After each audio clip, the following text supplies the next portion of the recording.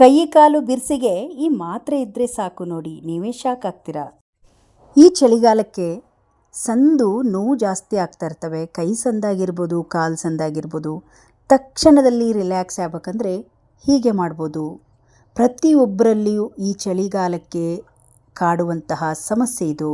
ಅಂಥದ್ದೇ ಒಂದು 3 ಸಮಸ್ಯೆಗೆ ಪರಿಹಾರವನ್ನು ಇವತ್ತಿನ ವಿಡಿಯೋದಲ್ಲಿ ಟಿಪ್ಸ್ ಮುಖಾಂತರ ಶೇರ್ ಮಾಡ್ತಾ ಇದ್ದೀನಿ. ಮಿಸ್ ಮಾಡದೆ ಈ ಒಂದು ಚಿಕ್ಕ ವಿಡಿಯೋನ ನೋಡಿ. ಬನ್ನಿ ವಿಡಿಯೋ ಶುರು ಮಾಡೋಣ. ಚಿಕ್ಕ ಮಕ್ಕಳಿಗೆ ಈ ಚಳಿಗಾಲಕ್ಕೆ ಕಫ, ಕೋಲ್ಡು, ಕೆಮ್ಮು ಜಾಸ್ತಿ ಆಗ್ತಾ ಇರುತ್ತೆ. ತಕ್ಷಣದಲ್ಲಿ ರಿಲ್ಯಾಕ್ಸ್ ಕೊಡಬೇಕಂದ್ರೆ ಹೀಗೆ ಮಾಡಿ.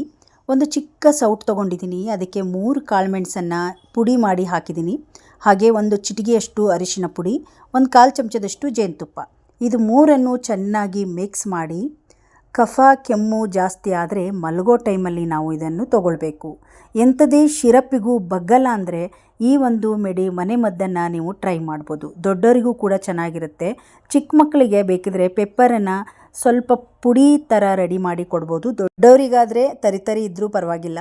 ಈ ಒಂದು ಮನೆಮದ್ದು ತುಂಬ ಚೆನ್ನಾಗಿ ವರ್ಕ್ ಆಗುತ್ತೆ. ಇದೆಲ್ಲ ತಕ್ಷಣದಲ್ಲಿ ಮಾಡುವಂತಹ ಮನೆಮದ್ದು, ಜಾಸ್ತಿ ಟೈಮ್ ಕೂಡ ಇಡಿಸೋದಿಲ್ಲ, ಯಾವುದೇ ಆದ ಸೈಡ್ ಎಫೆಕ್ಟು ಕೂಡ ಇಲ್ಲ.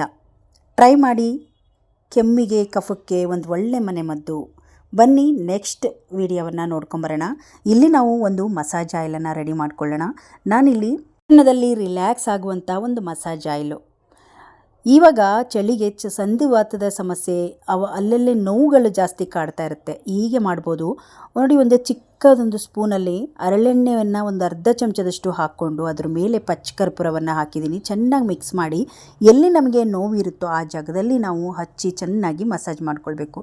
ರಾತ್ರಿ ಸಮಯದಲ್ಲಿ ಮಾಡಿಕೊಂಡು ಬೆಳಗ್ಗೆ ಬಿಸಿ ನೀರಲ್ಲಿ ಚೆನ್ನಾಗಿ ನೀರನ್ನು ಹೊಯ್ಕೊಳ್ಳೋದ್ರಿಂದ ರಿಲ್ಯಾಕ್ಸ್ ಆಗುತ್ತೆ, ನೋವು ಕಡಿಮೆ ಆಗ್ತಾ ಹೋಗುತ್ತೆ. ಇಂಥ ಒಂದು ಚಿಕ್ಕ ಮನೆಮದ್ದು ಮನೆಯಲ್ಲೇ ತಯಾರು ಮಾಡ್ಬೋದು. ಪಚ್ಚಕರ್ಪೂರ ಬಂದು ನೋವು ನಿವಾರಕ, ಹಾಗೆ ಹರಳೆಣ್ಣೆ ಮಸಾಜ್ ಆಯಿಲ್ ಅಂತಲೇ ಹೇಳ್ಬೋದು. ಹಾಗಾಗಿ ಇದನ್ನು ನಮಗೆ ಬಾಡಿಯಲ್ಲಿ ಎಲ್ಲೇ ನೋವಿದ್ರೂ ಈ ಒಂದು ಮಸಾಜ್ ಆಯಿಲ್ನ ತಯಾರು ಮಾಡಿ ತಕ್ಷಣದಲ್ಲಿ ನಾವು ರಿಲ್ಯಾಕ್ಸ್ ಆಗುತ್ತೆ. ಈ ಒಂದು ಟಿಪ್ ತುಂಬ ಚೆನ್ನಾಗಿ ವರ್ಕ್ ಆಗುತ್ತೆ. ಟ್ರೈ ಮಾಡಿ. ಈಗ 3ನೇ ಟಿಪ್ಸನ್ನು ನೋಡ್ಕೊಂಬರೋಣ. ಇದಂತೂ ತುಂಬ ಯೂಸ್ ಆಗುತ್ತೆ. ಈ ಚಳಿಗಾಲ ಬಂತಂದರೆ ಕೈ ಕಾಲುಗಳು ಬಿರ್ಸಿನಿಂದ ಒಂಥರ ಗಾಯಗಳಾದ ರೀತಿ ಆಗುತ್ತೆ. ಕೆಲವೊಂದು ಸಲ ಕಾಲುಗಳು ಆಗಿರ್ಬೋದು, ಹಿಮ್ಮಡಿ ಆಗಿರ್ಬೋದು, ಆಗಿರುತ್ತೆ. ಹೀಗೆ ಮಾಡಿ ಒಂದು ಪ್ಯಾರಾಸಿಟಮ್ ಮಾತ್ರೆನ ಪುಡಿ ಮಾಡಿ ತೊಗೊಂಡಿದ್ದೀನಿ. 1/4 ಚಮಚದಷ್ಟು ಕಾಫಿ ಪೌಡರನ್ನು ತೊಗೊಂಡಿದ್ದೀನಿ. ಈಗ ವ್ಯಾಸಲಿನ್ ತೊಗೊಳ್ಳೋದ್ರಿಂದ ತುಂಬ ಸಾಫ್ಟ್ ಆಗುತ್ತೆ. ಹಾಗಾಗಿ ವ್ಯಾಸಲಿನ್ನ ಒಂದು 1/4 ಚಮಚದಷ್ಟು ವ್ಯಾಸಲಿನ್ನ ತೊಗೊಂಡು ಇದರ ಜೊತೆಗೆ ಸೇರಿಸ್ಕೊಳ್ಳೋಣ. ಈಗ ನಿಮ್ಮ ಹತ್ರ ಇರುವಂತಹ ಯಾವುದಾದ್ರೂ ಆಯುರ್ವೇದಿಕ್ ಶಾಂಪು ತೊಗೊಳ್ಳಿ. ನಾನಿಲ್ಲಿ ಹಿಮಾಲಯ ಶಾಂಪು ತೊಗೊಂಡಿದ್ದೀನಿ. ಒಂದು ಅರ್ಧ ಪ್ಯಾಕೆಟ್ ಹಿಮಾಲಯ ಶಾಂಪು ತೊಗೊಳ್ಳಿ. ಯಾವಾಗೆಲ್ಲ ನಿಮಗೆ ಡ್ರೈ ಅನಿಸುತ್ತೋ ಕಾಲು ಮತ್ತು ಕೈ ಮಾತ್ರ ಅಪ್ಲೈ ಮಾಡುವಂಥದ್ದಿದು. ಇದನ್ನು ಅಪ್ಲೈ ಮಾಡೋದ್ರಿಂದ ತುಂಬ ಸಾಫ್ಟ್ ಆಗುತ್ತೆ. ಒಂದು ಕೈ ಕಾಲು ನಾವೇನೋ ಡ್ರೈ ಅನಿಸಿದರೆ ಇದನ್ನು ರಾತ್ರಿಯಲ್ಲೇ ಹಚ್ಚಿ ಬಿಸಿ ನೀರಲ್ಲಿ, ಉಗುರು ಬೆಚ್ಚಗಿರುವ ನೀರಲ್ಲಿ ತೊಳ್ಕೊಂಡ್ರೆ, ಹೀಗೆ ವಾರಕ್ಕೊಂದ್ಸಲ ನಾವು ಮಸಾಜ್ ಮಾಡೋದ್ರಿಂದ ಒಂದು ಹೊಳಪನ್ನು ಕೂಡ ಕಾಣುತ್ತೆ. ಈ ಒಂದು ಕಾಫಿ ಪೌಡ್ರಲ್ಲಿ ಕೆಫಿನ್ ಅನ್ನೋ ಒಂದು ಅಂಶ ಇರೋದ್ರಿಂದ ಸ್ಕಿನ್ನಿಗೆ ಕೂಡ ಯಾವುದೇ ಆದ ತೊಂದರೆ ಆಗೋದಿಲ್ಲ, ಯಾವುದೇ ಆದ ಸೈಡ್ ಎಫೆಕ್ಟ್ ಕೂಡ ಇಲ್ಲ. ನಾನಿಲ್ಲಿ ಕೈಗೆ ಹಚ್ಚಿ ತೋರಿಸ್ತಾ ಇದ್ದೀನಿ.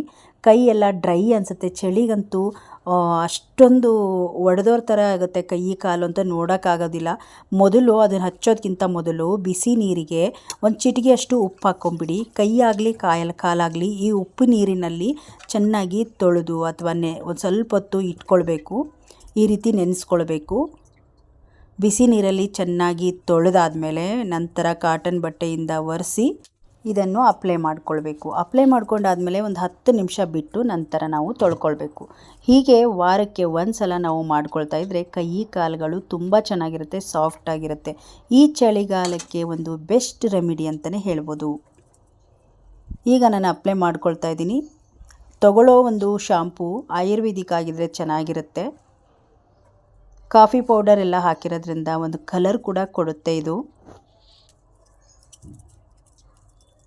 ನೋಡಿ, ಇವಾಗ ನಾನು ಅಪ್ಲೈ ಮಾಡಿಕೊಂಡು ಉಗುರು ಬೆಚ್ಚಗಿರುವ ನೀರಲ್ಲಿ ತೊಳ್ಕೊತೀನಿ.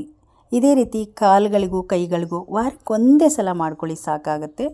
ನೋಡಿ, ಇವಾಗ ಚೆನ್ನಾಗಿ ತೊಳೆದು ಇವಾಗ ಒರೆಸ್ಕೊಳ್ತಾ ಇದ್ದೀನಿ.